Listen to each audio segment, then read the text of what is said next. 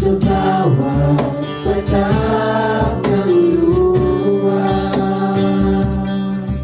sa aking kahinaan, sa bawat luhod at panalangin, di mo ako iniwan. Jesus, ika'y nariyan.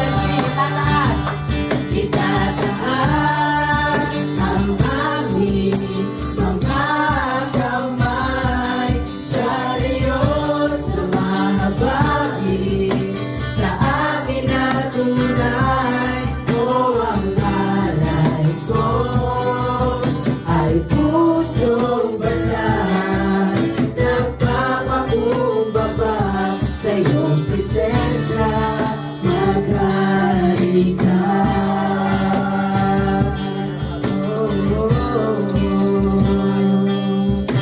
Sa bawat ilong ng